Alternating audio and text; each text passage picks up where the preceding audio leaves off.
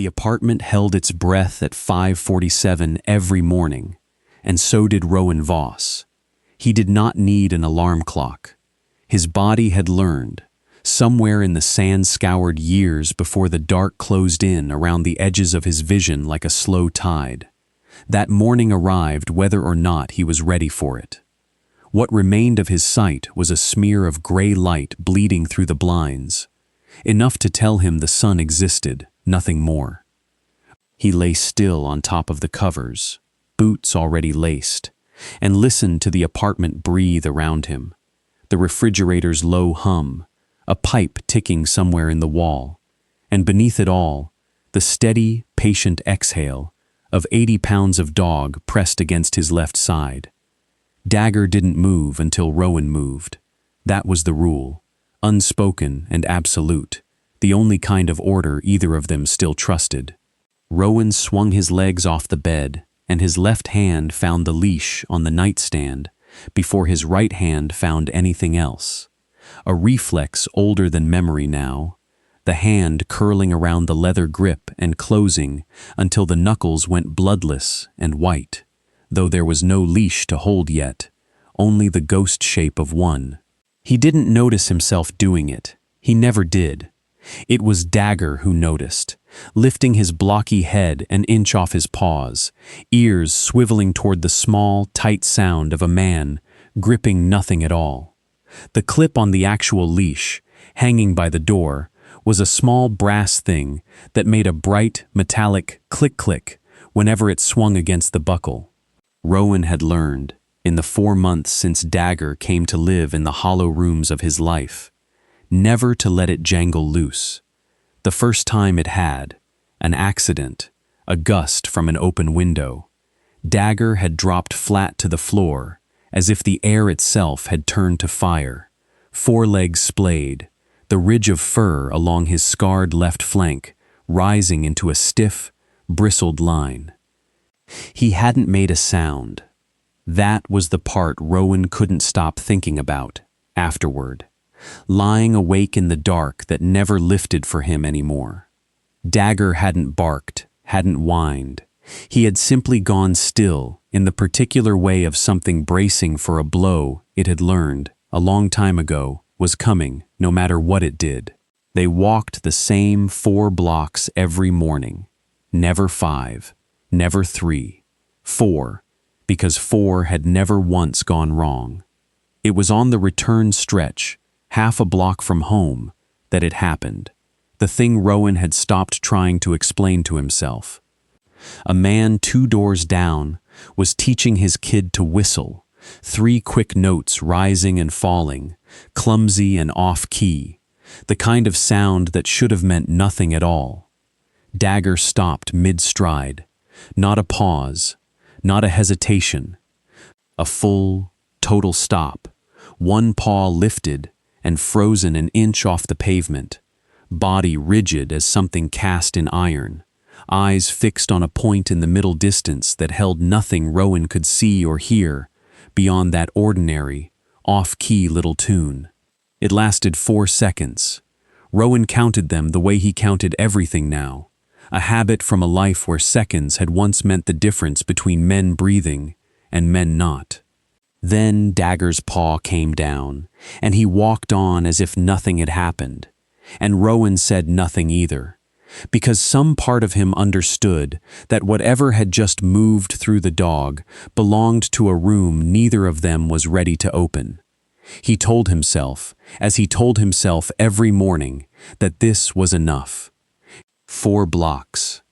A dog who trusted no one but him. A door that locked from the inside. He had used up whatever right he'd once had to stand between danger and another living thing. He'd learned that lesson in a place far from this quiet street, learned it in the particular silence that follows a radio call nobody answers. He was not a protector anymore. He was a man keeping one scarred animal and himself alive, one contained morning at a time. He did not yet know that 4 blocks was about to become the whole world. But what the dog did next shocked everyone. Before we start, make sure to hit like and subscribe to Kindness and Canine Legends. Where are you watching from? Drop your country name in the comments. I love seeing how far our stories travel. Tuesdays were different. Rowan couldn't have explained why, not in any way that would have sounded reasonable out loud, except that 4 months ago, on a Tuesday, Dagger had done something he had not done before or since. He had walked to a bench at the far edge of Maple Hollow Park, climbed up beside it uninvited, and simply sat. No trembling, no scanning the tree line for threats that weren't there. Just stillness. The good kind, the kind Rowan had stopped believing his dog was capable of anymore. So now, once a week, they went 11 blocks instead of 4, and Rowan let himself have that one small, fragile extravagance. The bench sat beneath a sycamore, whose roots had cracked the pavement into a slow ripple, and Rowan navigated it by memory now. The particular give of the ground underfoot, the smell of the tree in late summer, sap and dust. He lowered himself down, and Dagger settled against his boot with a long exhale that Rowan had learned to read as the closest thing to peace the dog allowed himself. He became aware of her before he understood why. It wasn't sound, exactly, or not only sound, it was rhythm.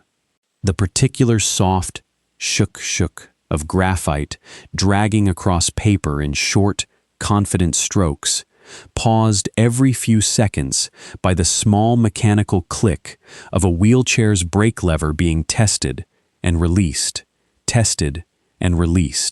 an old habit, worn smooth by repetition.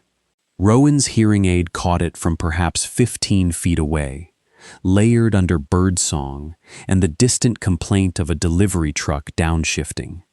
He turned his head toward it without meaning to, the way a man turns toward a fire he can feel but not see.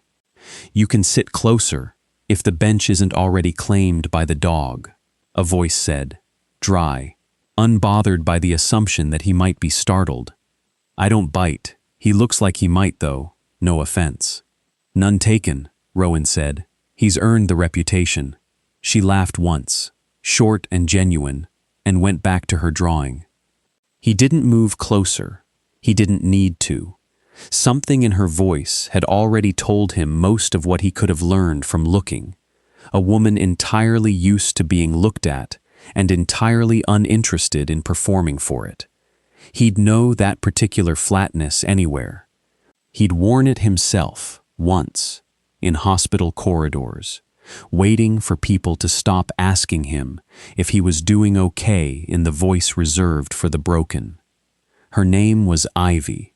She told him that much, unprompted, the way people sometimes told him things, precisely because he couldn't study their face while they said it. She came to the park on Tuesdays too, she said, because the light was good and the pigeons left her alone. He didn't ask what accident had put her in the chair. She didn't ask what war had taken his eyes.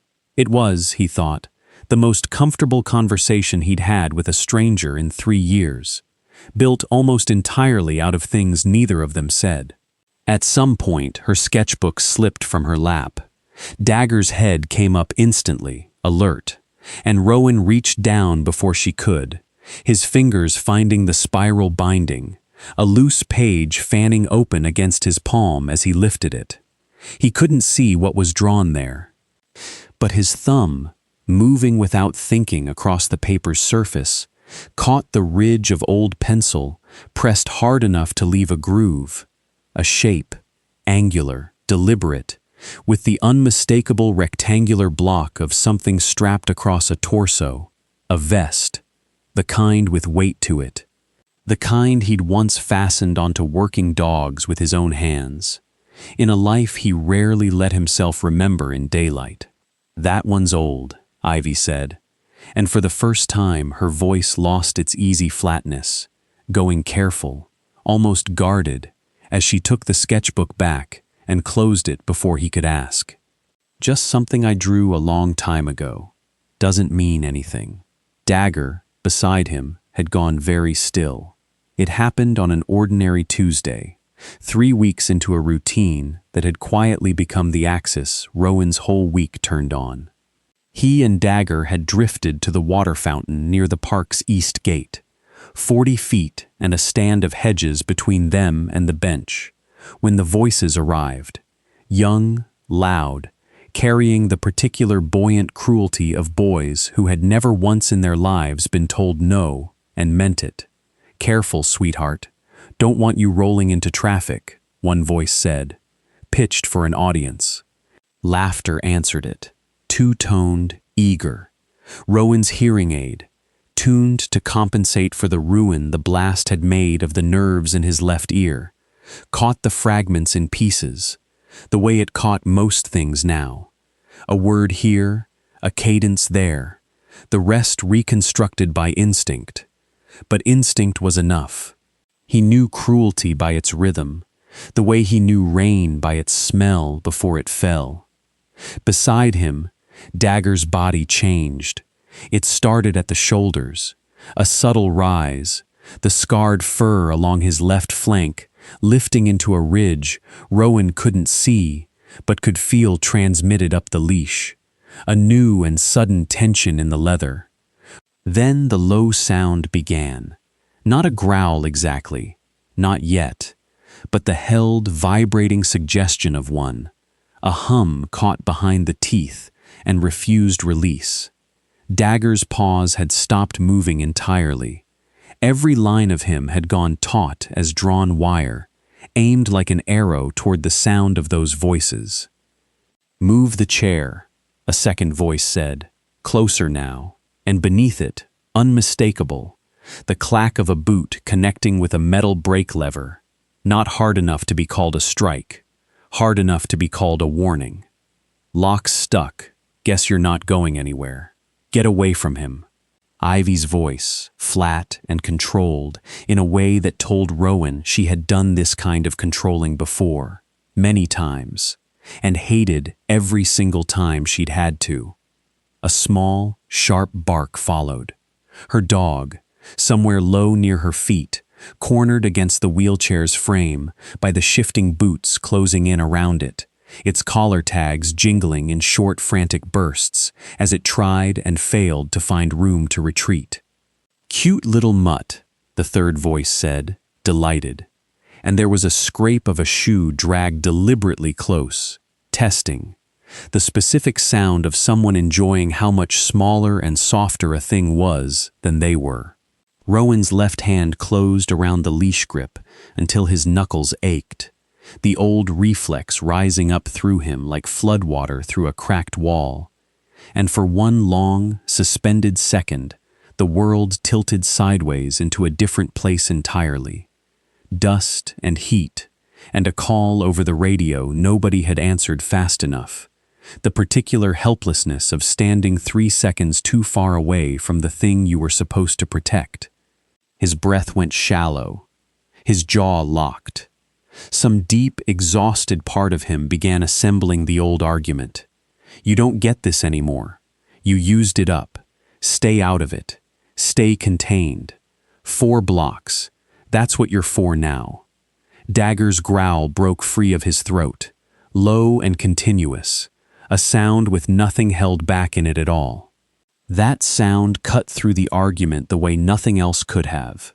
Rowan's boots were already moving before he'd finished deciding to move them, the leash trembling taut in his white-knuckled hand, Dagger surging half a step ahead, not lunging, not yet, but leading, the way he'd once led into rooms neither of them could see the inside of, until it was too late to turn back.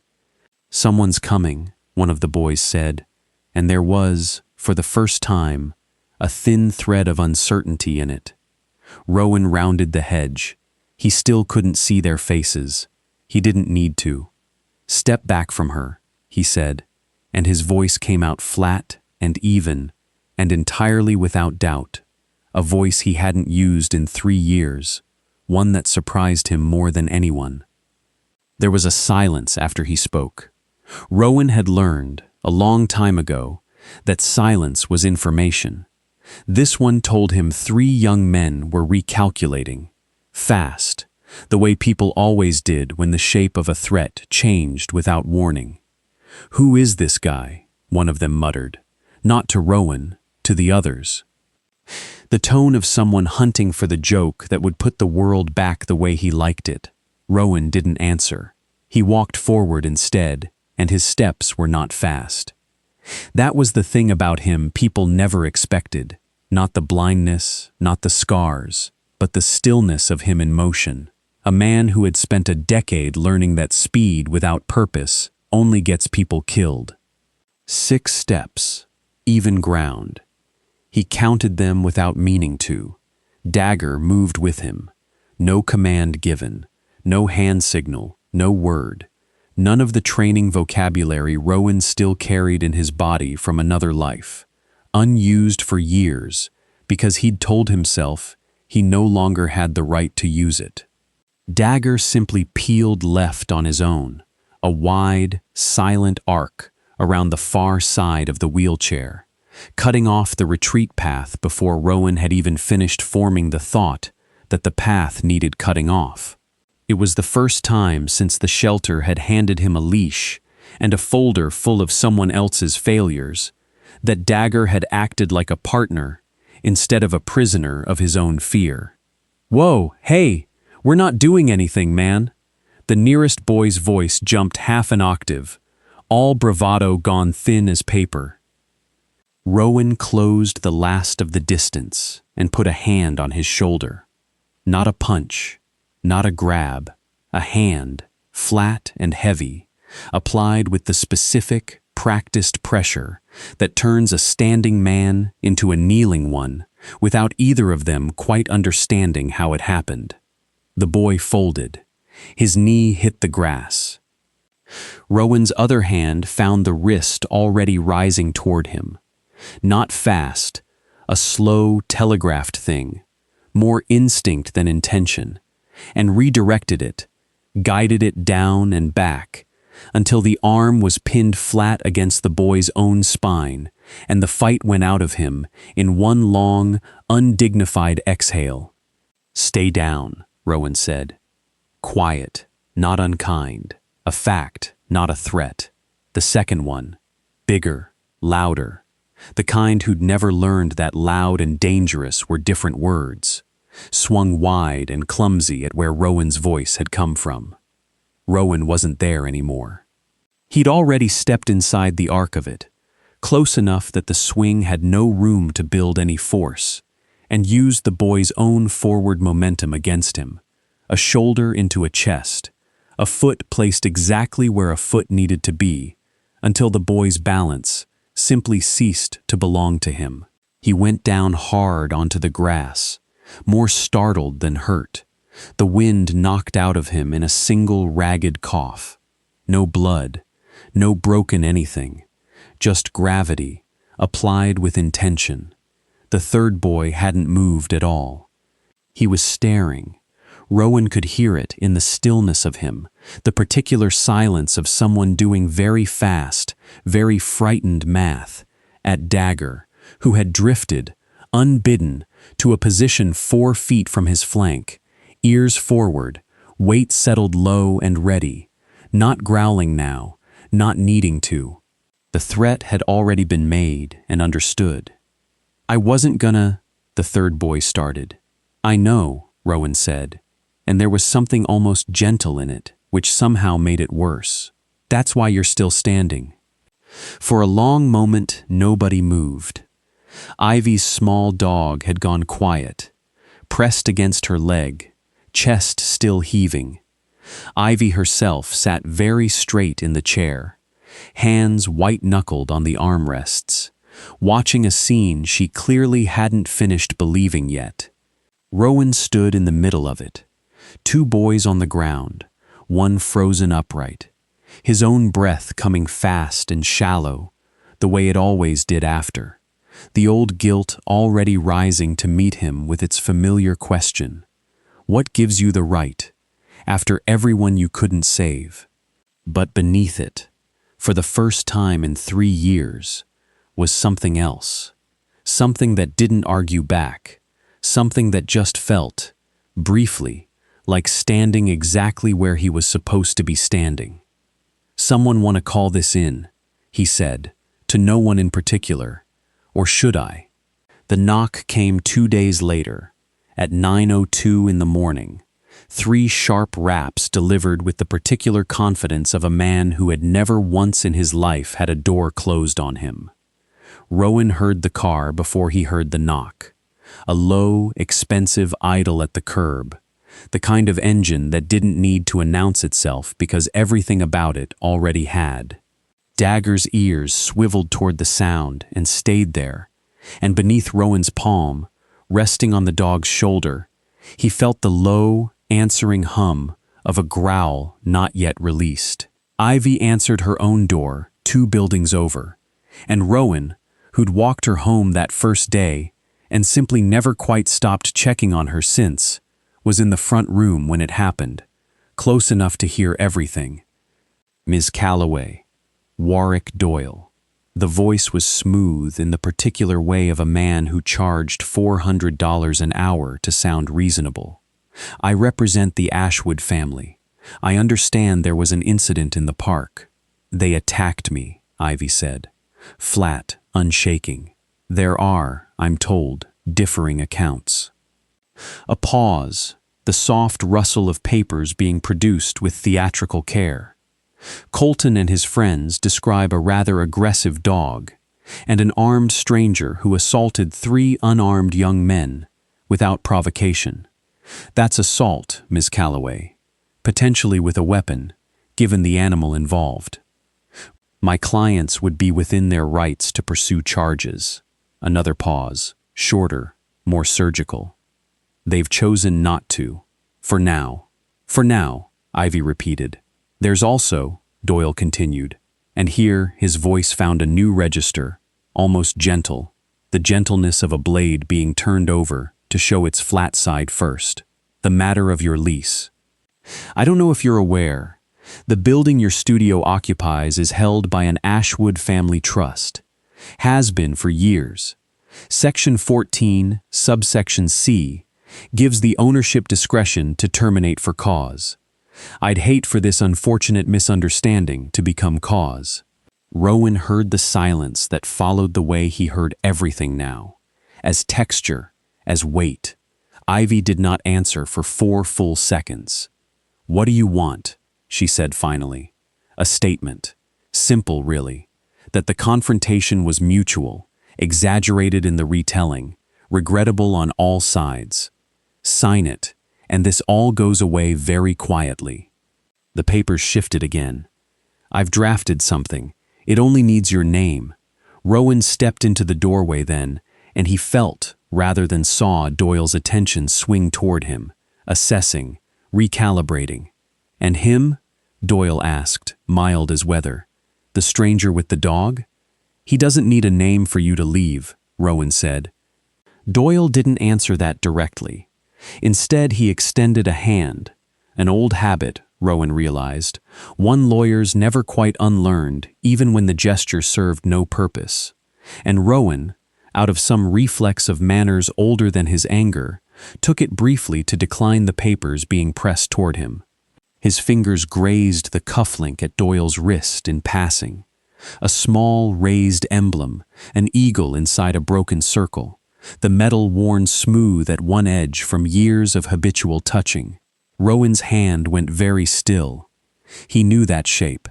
He had felt it once before, 3 years ago, pressed into a folder of denial letters mailed to a VA address he no longer lived at, an insignia stamped at the top of paper that had told him, in exquisitely polite legal language, that his claim did not meet the threshold for approval.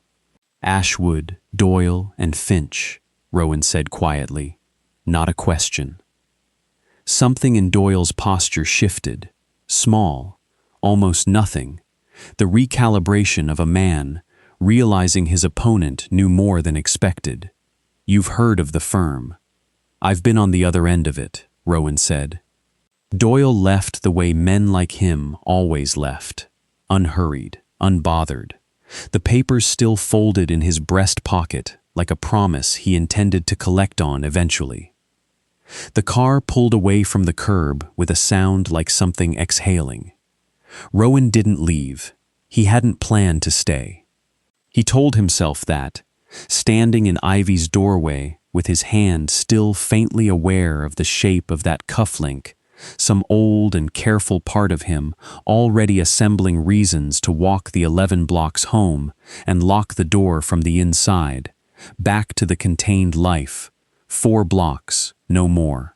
But his feet didn't move, and after a moment he heard himself ask, in a voice that surprised him with its plainness, "Your ramp's got a lean to it, left side sinking." Ivy didn't answer right away. It's been like that 6 months. Wood rot, probably.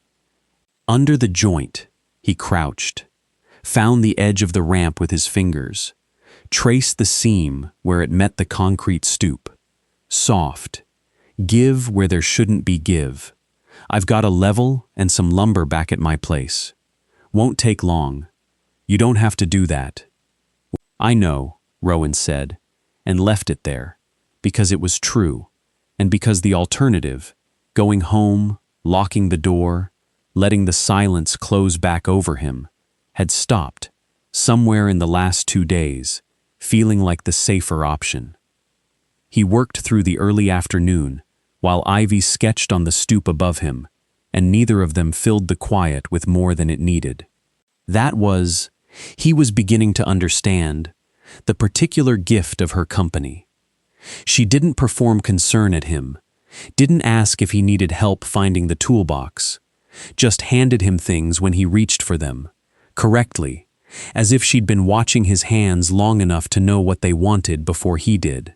He replaced the rotted joist. He shimmed the low corner level. He ran his palm along the new seam twice, checking by feel what his eyes couldn't confirm, and found it true. Somewhere in the second hour, Dagger and the smaller dog, a scruffy terrier mix Ivy called Pepper, arrived at their own quiet accord. It happened without ceremony. Pepper approached first, in the sideways, non-confrontational manner of something that had learned caution the hard way.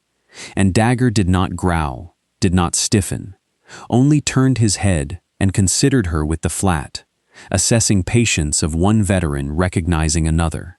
After a while, they lay down 6 feet apart in the shade of the stoop, not touching, not playing, simply present in the same space without threat between them. It was, Rowan thought, listening to the shift and settle of 2 dogs deciding not to be afraid of each other, the most honest kind of trust there was, the kind built by nobody insisting on it. "You were a soldier," Ivy said. Not a question, somewhere past the 3rd hour. "Marine, I'd guess, the way you move." "Was," Rowan agreed. "Long time ago now." And him, she meant Dagger, he knew, without needing to ask. K9, working dog. Somebody's partner, before somebody decided he wasn't useful anymore. Rowan ran his thumb along a splinter he hadn't quite sanded smooth. "We found each other after. 2 things nobody wanted the paperwork on." Ivy was quiet for a moment. He heard the soft scratch of her pencil resume, then pause again. "I know a little about that," she said. "Being the paperwork nobody wants." "You handle it better than most. I've had practice. A beat. You could have kept walking, you know. 2 days ago. Today. You keep not walking." Rowan considered the ramp beneath his palm. Solid now, level, holding weight the way it was supposed to. "Yeah," he said. "I noticed that too." The studio, when Rowan finally saw the inside of it, saw in the way he saw things now, by hand and by the shape sound made bouncing off walls, smelled like turpentine and old coffee and something underneath both, a specific mustiness that meant a space had been lived in, hard and alone, for a long time. Ivy had invited him in the following Tuesday, almost offhand, the way people extend invitations they've half convinced themselves don't matter. "Careful, there's a step," she said, and he found it with his boot before she finished the sentence, a habit so old it barely registered as caution anymore. She talked while she worked, not about the accident directly, not at first, but around it. The way people circle something too heavy to lift straight on. A highway in winter, 5 years back. Black ice nobody had salted in time. She mentioned it the same way she might mention weather, flat and factual. And Rowan understood, without being told, that the flatness was its own kind of armor, worn smooth from years of use. "My family wanted me to move back in with them after," she said. "My mother, mostly. She meant well. She also treated me like something that might break again if she looked at it wrong." A short laugh, no real humor in it. "We don't talk much now. It's easier for both of us." "Easier isn't the same as better," Rowan said. "No," Ivy agreed. "It isn't." He didn't offer his own history in trade. He never did, not really.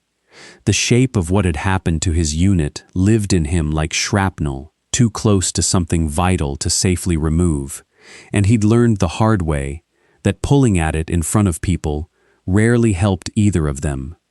But he found, sitting in the turpentine smell of her ruined quiet studio, that her not asking for it was its own kind of relief. Dagger, meanwhile, had found the sketchbook. It sat on a low shelf near the window, closed, unremarkable to anyone without a working nose.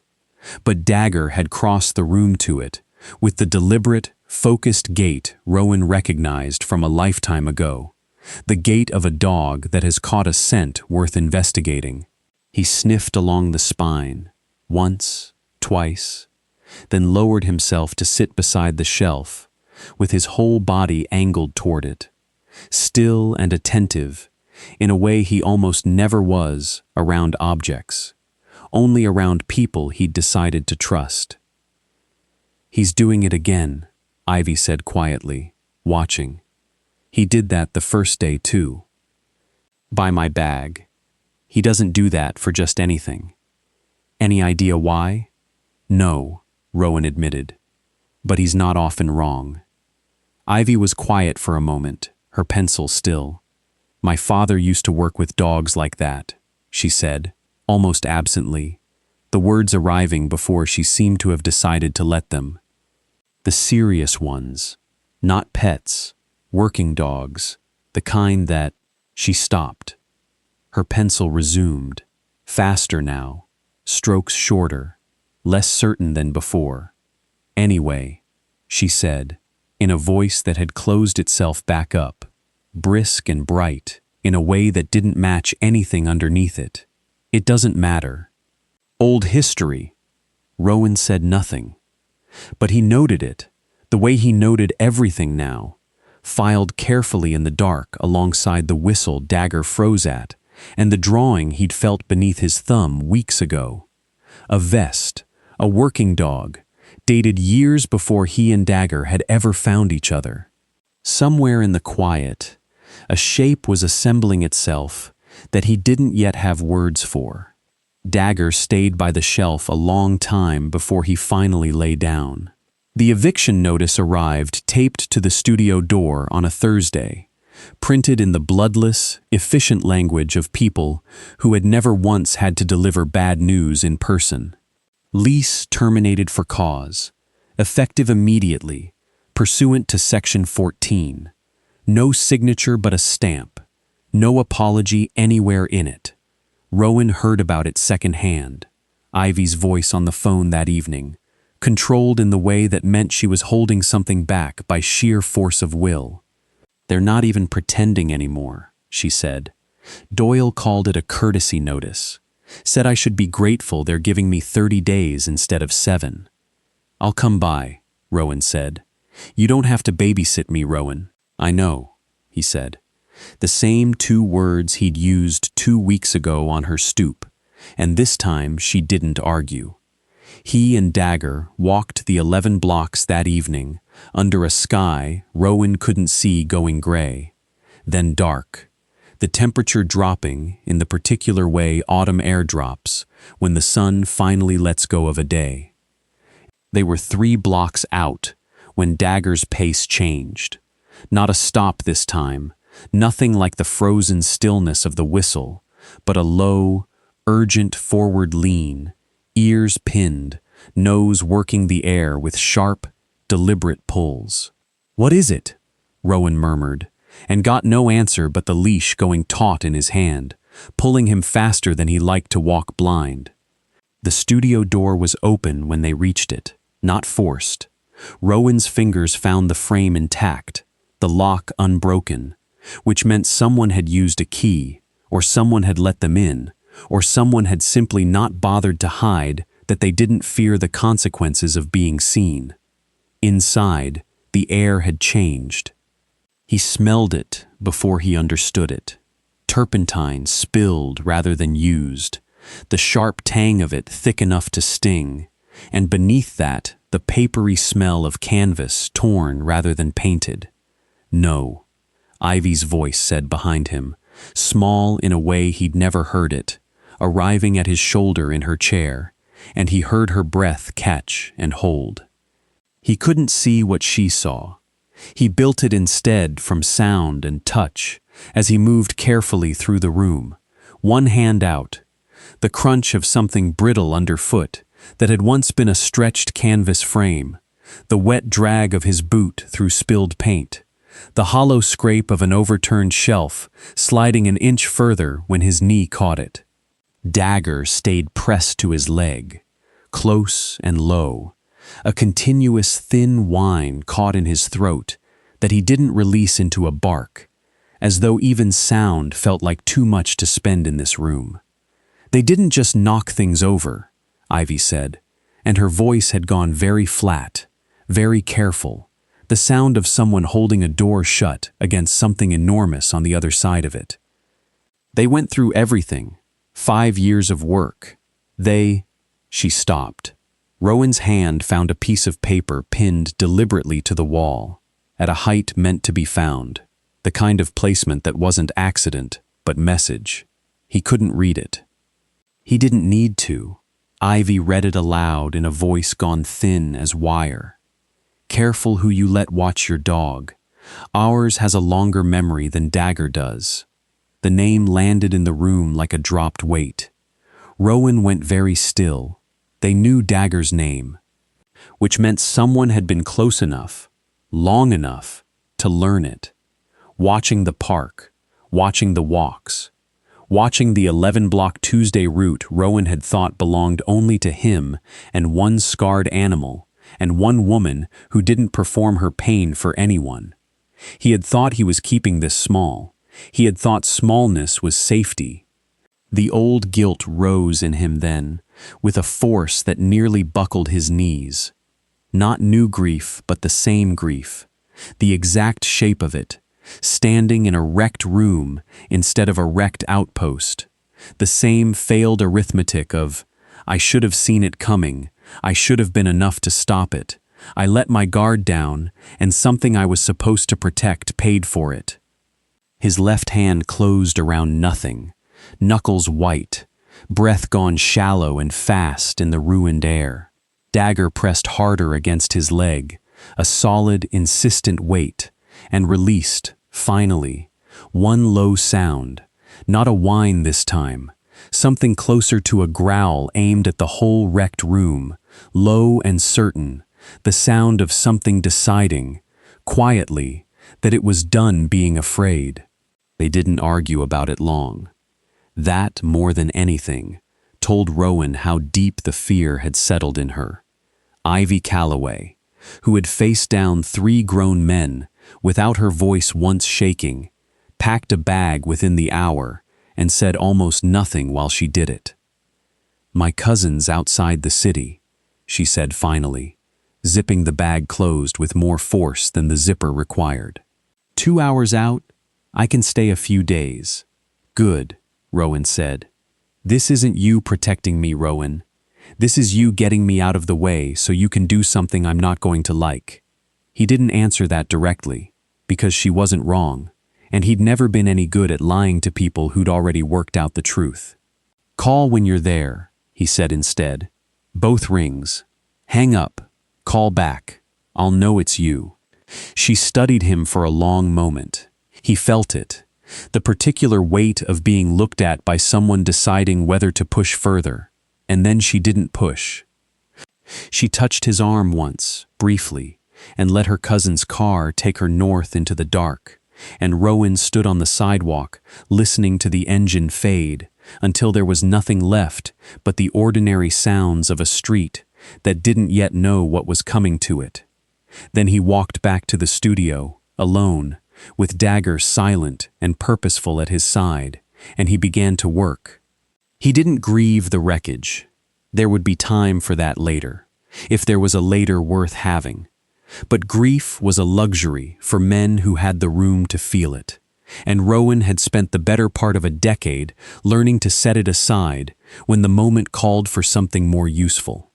What he did instead, moving through the ruined studio with slow, careful hands, was something closer to reconnaissance, mapping the space the way he'd once mapped rooms that weren't his, cataloging every overturned shelf and shard of broken frame, not as loss, but as terrain.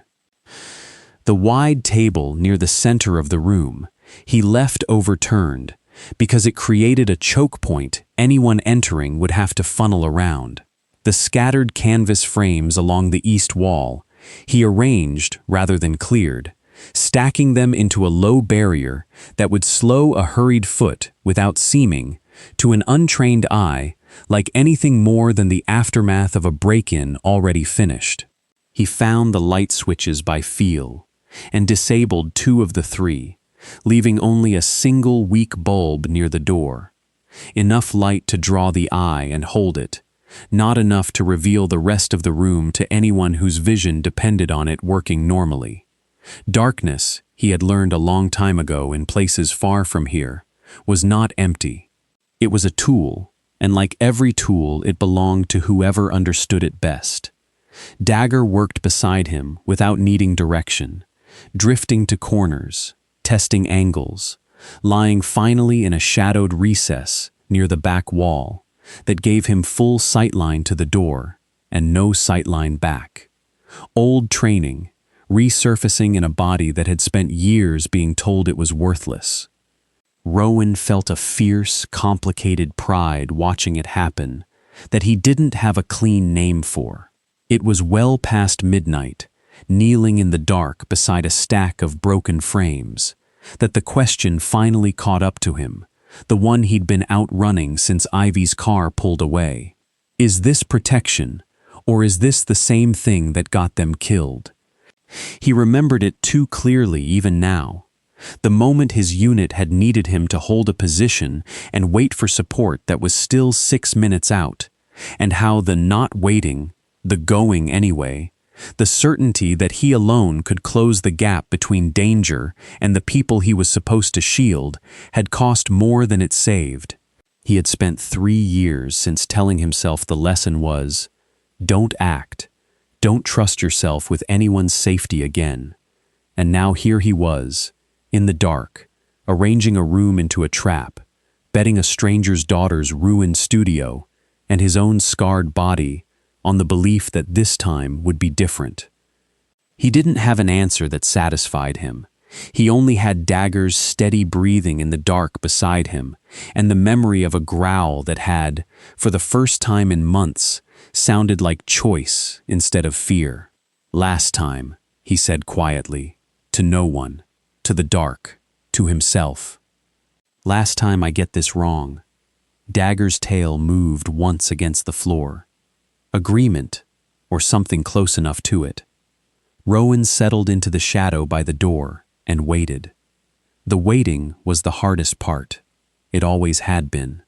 Rowan sat with his back against the cool plaster, Dagger a silent weight against his boot, and let the hours pass the way he'd once let hours pass, in places far more dangerous than this. Not empty, not idle, but full of a stillness that had a purpose. He counted his own breath. He listened to the building settle. Twice a car passed on the street outside and slowed, and twice it kept going, and both times his hand found the leash and closed around it and did not move again until the sound had faded. It was 1:14 in the morning, by the quiet count he'd been keeping in his head, when the door hinge finally spoke. A low groan, deliberately slow, the sound of someone trying very hard to be careful and not quite managing it. Dagger's ears rose. No sound from him, no shift in his breathing, just a shift in weight, forelegs gathering beneath him, coiled and ready and utterly silent, the product of training that had never actually left him, only waited for someone worth spending it on. Said it'd be empty, a voice whispered. Beckett. Rowan placed it instantly, the same reedy bravado from the park, thinner now with the dark pressing in around it. Just trash the rest of it and go. Keep your voice down, a second voice hissed. Marcus. 2 sets of footsteps, uneven, unpracticed, feeling their way past the single weak bulb Rowan had left burning near the door.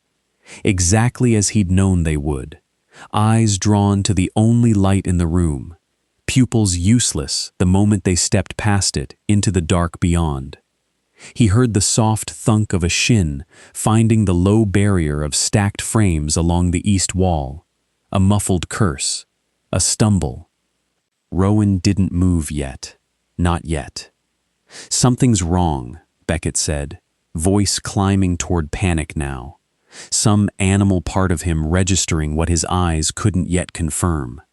That the room had been rearranged. That the wreckage had a shape to it that wreckage shouldn't have. Marcus, something's... Dagger moved. Not a lunge.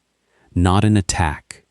A single, controlled surge from the shadowed recess into the narrow gap between the 2 boys and the door, cutting the room in half with nothing more than positioning and the low, continuous growl that filled the dark like something with weight and mass.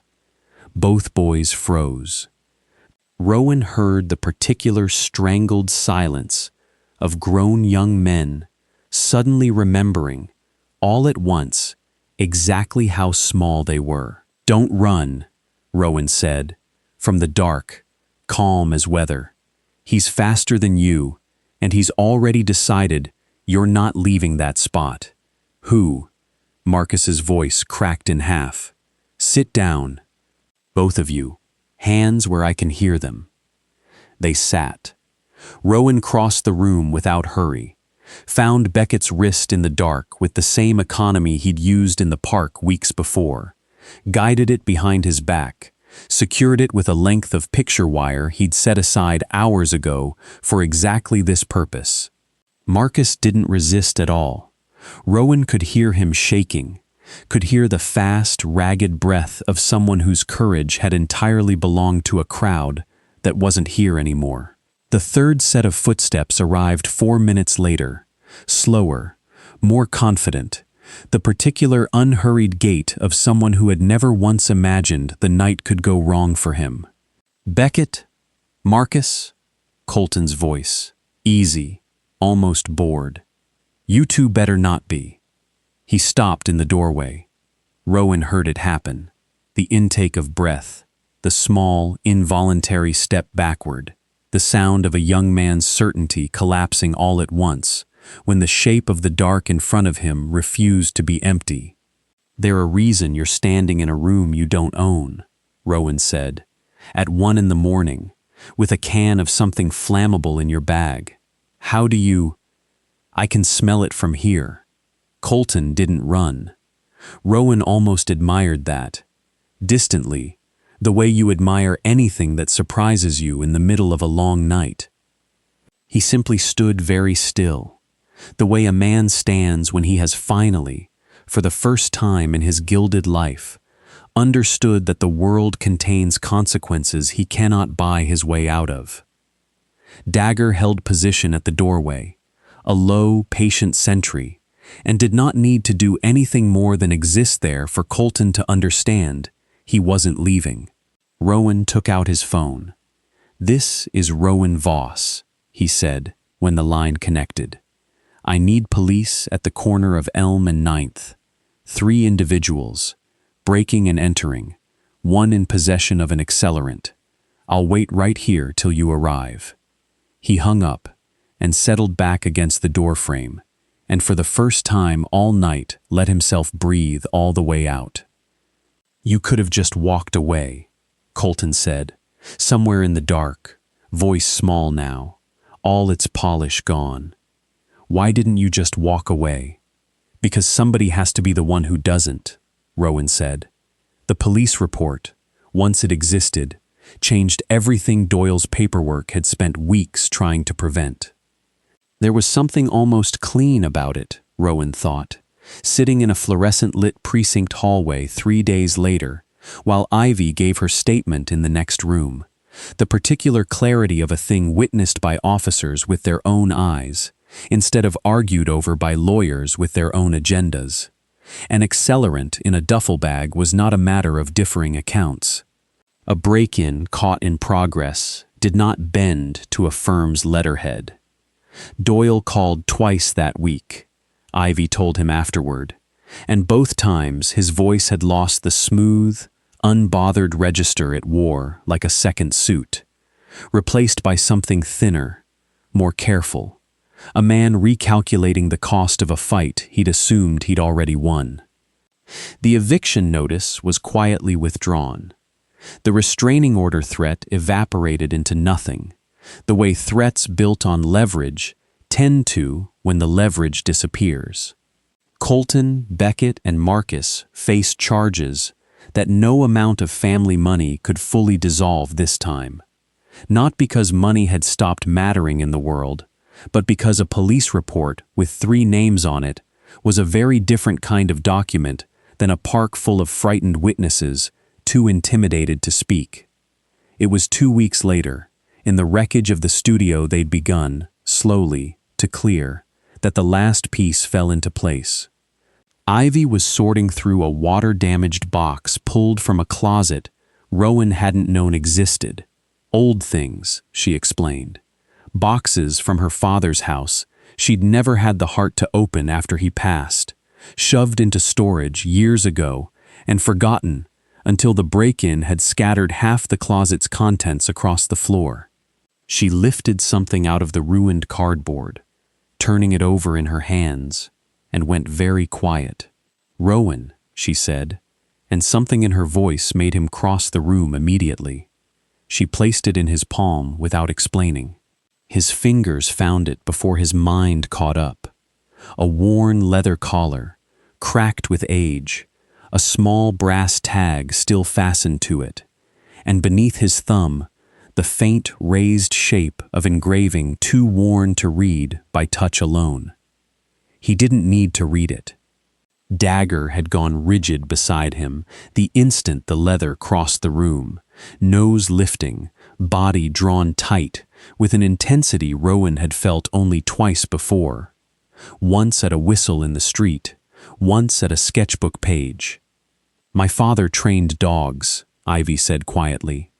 "For years, before I was born, before the accident, before any of it, serious ones. Government contracts, mostly. He used to whistle to call them in from across a field. 3 notes, always the same 3 notes, so they'd know it was him and not somebody else." Her voice caught. "I hadn't thought about that whistle in 15 years, until the day I heard someone teaching a kid to whistle near the park, and Dagger just stopped."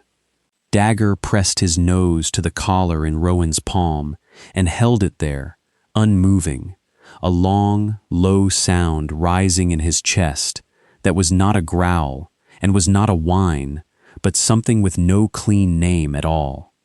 The sound, Rowan thought, of a body remembering something the mind had no words to hold. "He trained him," Rowan said slowly, "before I ever had him, before the program washed him out." "I think so," Ivy said, and her voice had gone thick. "I think my father shaped this dog's whole life before either of us ever met him." Neither of them spoke for a long moment. Dagger lay down finally beside the box, the collar still held gently between his front paws, and did not move again for a long time, not distressed, not afraid, simply present with something he had carried, unknowingly, for years. "Two broken things," Ivy said softly. "Turns out we were tied together before we ever sat on that bench." Rowan reached down and rested his hand, at last unclenched, on Dagger's scarred flank. Spring came slower than Rowan expected, the way it always seems to after a hard season, but it came. The new studio was smaller than the old one. A single sunlit room 2 streets over, no history of ownership tangled up in Ashwood family trusts. A lease Ivy had signed herself with a lawyer of her own choosing sitting beside her, just to be sure. It held less than the old space had.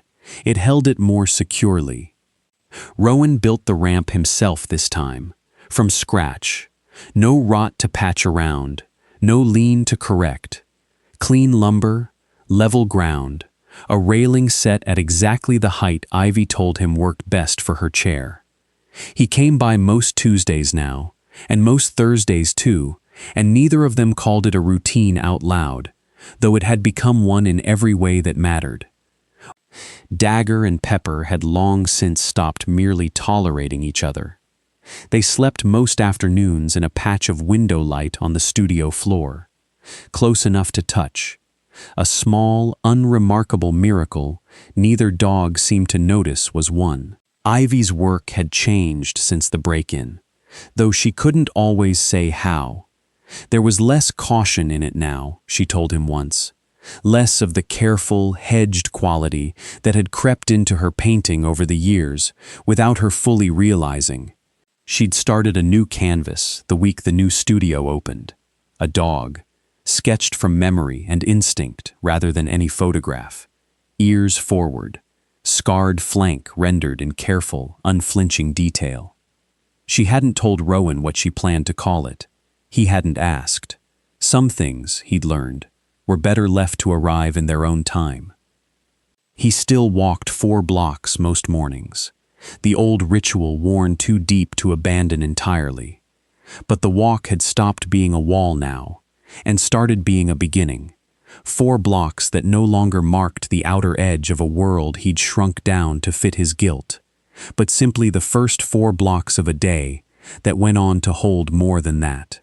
He found himself, one gray Tuesday morning, standing at Ivy's new door with a box of nails he hadn't strictly needed to buy, an excuse he hadn't strictly needed to invent, and he realized, reaching for the leash on instinct, the way he always did, that his left hand had closed around the leather loosely, easily, no white knuckles, no grip, like a man holding on to the only solid thing left in a world that had otherwise come apart. He stood there a moment, just noticing it, the way you notice a wound you'd forgotten was healing until the day it simply doesn't hurt anymore. Dagger leaned against his leg, unhurried, and Rowan reached down and rested his open hand against the dog's scarred flank, and neither of them flinched. There is a particular kind of courage that never makes the news. It doesn't announce itself with sirens or headlines or medals pinned to a chest. It looks, instead, like a man who has already given everything once, choosing, quietly, without ceremony, without anyone asking him to give a little more. It looks like a scarred dog learning that a hand reaching toward him means safety and not harm. It looks like 2 broken people and 2 broken animals, finding out that healing was never something you did alone in a locked room, but something you built slowly, together, out of ordinary Tuesdays and rebuilt ramps, and a hand that finally, one gray morning, forgot to make a fist. Some guardians never ask to be thanked. They simply show up. And then, against every instinct that once told them not to, they stay,